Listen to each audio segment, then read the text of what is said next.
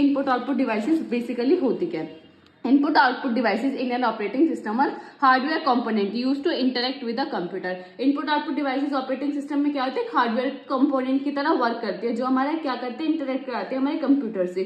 कभी भी हमें डेटा शेयर करना, इन्फॉर्मेशन को शेयर करना हो तो हम किसके हेल्प से करते हैं? इनपुट आउटपुट डिवाइसेस का यूज कर हम कंप्यूटर से इंटरेक्ट कर पाते हैं, किसी भी डेटा को फैच कर पाते हैं, किसी भी डेटा को शेयर कर पाते हैं। अब नेक्स्ट में मैंने क्या बताया कि इनपुट डिवाइसेस क्या होते हैं और आउटपुट डिवाइसेस क्या होते हैं। इनपुट डिवाइसेस जैसे हमारा कीबोर्ड, माउस, स्कैनर, माइक्रोफोन्स, ये क्या होते हैं? हमारे इनपुट डिवाइसेस होते हैं। Output devices monitor, printer, speaker, projector, these are called output devices, जैसे कि आपको पता होगा।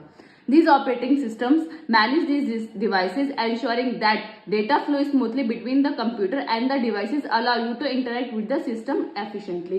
इनपुट आउटपुट डिवाइसेस का हम यूज करके क्या कर सकते हैं? हम डेटा के फ्लो को स्मूथली कर सकते हैं। यानी अगर हमें मशीन ए से मशीन बी पर हमें डेटा को सेंड करना है या डेटा को फेच करना है, तो वो हम क्या, उसका जो फ्लो है उसको हम स्मूथ कर सकते हैं। किसके हेल्प से? By using the input output devices. अगर हम इनपुट आउटपुट डिवाइसेस का हेल्प उनको यूज करेंगे, उनके हेल्प से हम क्या कर सकते हैं? अपना डेटा फ्लो स्मूथली कर सकते हैं, और ये हमें अलाउ करता है कि हम अपने सिस्टम के साथ एफिशिएंटली इंटरेक्ट कर सके।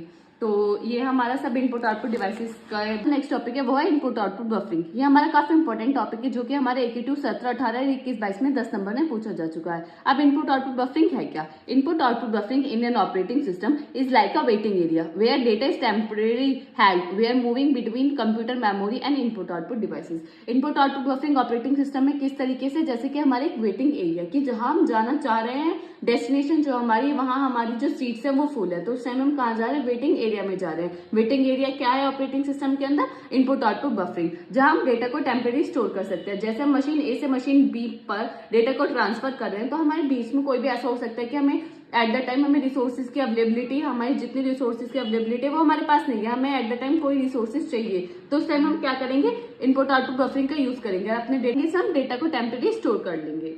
अब जैसे इसमें मैंने लिखा by moving between computer memory and input output devices, जब भी हम कंप्यूटर मेमोरी से इनपुट आउटपुट डिवाइसेस में कभी भी डेटा को ट्रांसफर करते हैं, इन्फॉर्मेशन को ट्रांसफर करते हैं या फैच करते हैं या रिट्रीव करते हैं, कोई भी ऑपरेशन को परफॉर्म करते हैं, एट द टाइम हम किसका यूज करते हैं? इनपुट आउटपुट बफरिंग का हम यूज करते हैं।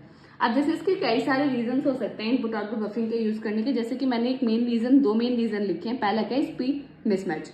आप मशीन ए और मशीन बी की जो स्पीड है, जहां हम डेटा ट्रांसफर करना चाह रहे हैं, जहां से डेटा फैच करना चाह रहे हैं, तो उस टाइम क्या उनकी स्पीड मैचिंग नहीं हुई, मशीन बी में डेटा को ट्रांसफर कर रहे हैं, तो मशीन ए जो है वो बहुत तेजी से डेटा को सेंड करती है, लेकिन मशीन बी की उतनी स्पीड नहीं है एज कम्पेयर टू मशीन ए की, वो इतनी जल्दी क्या कर पाए? डेटा को ले पाए, रिसीव कर पाए। तो उस टाइम क्या होगा? हम इनपुट आउटपुट बफरिंग का यूज करेंगे, जिसकी वजह से हमारा डेटा लॉस नहीं होगा, जिसमें हम क्या कर सकते हैं? अपनी टेम्परेरी डेटा को स्टोर कर सकते हैं। अगर हमारा वो फुल हो गया है, अगर हमारा उसकी स्पीड कम है, तो हम किसका यूज करते हैं? इनपुट आउटपुट बफरिंग का यूज करके बफर का यूज कर सकते हैं, जिसके अंदर हम टेम्परेरी डेटा को स्टोर कर सकते हैं कि वो आराम से अपने डेटा को रिट्रीव कर सके या रिसीव कर सके।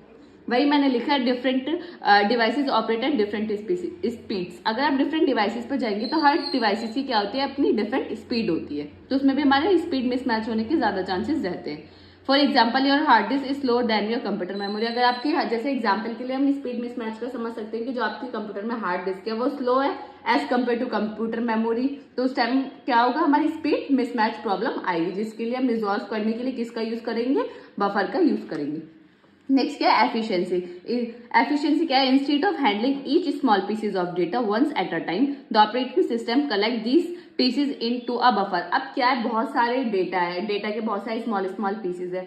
अब क्या ऑपरेटिंग सिस्टम एक एक पीसेज के पास जाएगा, इतना टाइम उसके पास है कि वो अपना इतना टाइम वेस्ट करेगा कि पीस ए को ले, पीस बी को ले, फिर पीस सी को ले, फिर उनसे एक मॉड्यूल बनाए, इतना टाइम नहीं होता। तो ऑपरेटिंग सिस्टम क्या यूज करता है? बफर का यूज करता है कि जो भी मेरे पास स्मॉल पीसेज आएंगे आप उसको किस में डाल दो? बफर में डाल दो, फिर मैं बाद में देख लूंगा कि क्या है वो। इसी तरीके से जिसकी वजह से क्या होती है? हमारी जो एफिशिएंसी वो क्या होती है? इंक्रीज होती है। When the buffer is full it process the data all at ones which is faster. अब जब बफर फुल हो जाएगा तो उसे पता चल जाएगा, जिसकी वजह से हमारी जो प्रोसेसेस, जो डेटा है वो हम एक बार में ही अपना क्या करेंगे? रिसीव कर सकेंगे। अब एक एक करके रिसीव करने से बेटर है कि सब आप बफर में डाल दो, जितना आपके पास स्मॉल पीसेस ऑफ डेटा है, फिर मैं उसको एक साथ ही रिसीव कर लेंगे। इस तरीके से हम क्या होता है, जिसकी वजह से ये फास्ट प्रोसेस भी होता है, जिसकी वजह से एफिशिएंसी भी हमारी ऑपरेटिंग सिस्टम की इंक्रीज होती है। अब इसके डायग्राम मैंने बताया जिसमें हमारी इनपुट डिवाइसेज है, बफर है और मेमोरी रैम है। जो इनपुट डिवाइसेज है वो उसमें क्या होता है, जो भी हमारा डेटा होता है वो किसके अंदर आता है, इनपुट डिवाइसेज के अंदर। देन वो किस पे जाता है, बफर में। बफर क्या है, data is temporary stored in the buffer. Buffer हमारा किस लिए यूज होता है कि जो भी हमारा टेम्परेरी डेटा हम किसके अंदर स्टोर करते हैं, बफर के अंदर उसको स्टोर करते हैं। नेक्स्ट क्या हमारा मेमोरी। मेमोरी हमारा क्या, data is processed by the CPU. यहाँ से डेटा आया, बफर के अंदर गया, बफर के अंदर से मेमोरी ने लिया। मेमोरी क्या कर, मेमोरी हो सकती है, रैम हो सकती है और XYZ कुछ भी हो सकता है। तो यहाँ क्या होगा, जो भी डेटा है उसको प्रोसेस किया जाएगा। कौन प्रोसेस करेगा, सीपीयू उसको प्रोसेस करेगा। तो ये इसका डायग्राम है जो कि काफी इंपॉर्टेंट है। अगर ये आए तो आपको डायग्राम को अच्छे से एक्सप्लेन करना होता है। अब हमारे टाइप्स क्या है, हमारे there are 4 types of input output buffering, single buffering, double buffering, circular buffering and spooling. ये हमारे 4 टाइप की बफरिंग होते हैं। जैसे 10 नंबर में आएगा तो आप बफरिंग थोड़ी लिखेंगे, उसको पूरा अच्छे से एक्सप्लेन करके आएंगे with diagram.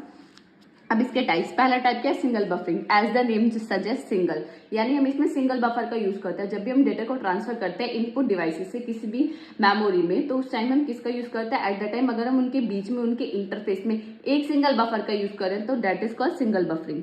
Usage a single buffer to hold data temporary. हम इसमें किसका यूज करते हैं, सिंगल बफर का यूज करते हैं डेटा को टेम्परेरी होल्ड करने के लिए, तो उसको हम क्या बोलते हैं, सिंगल बफरिंग।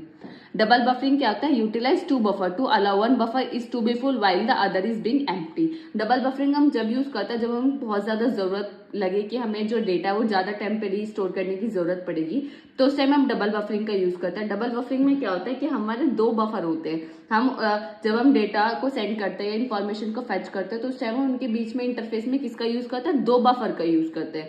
वो 2 बफर किस तरीके से होंगे कि एक बफर में आप डालते रहो वो फुल हो जाएगा, तो आप ऐसे नहीं आप स्टॉप हो जाओगे, आपके पास दूसरा बफर है अभी, आप उसमें डेटा को डाल सकते हो। इतना वो रिसीवर जो फर्स्ट वाले बफर से क्या कर लेगा, डेटा को फेच कर लेगा।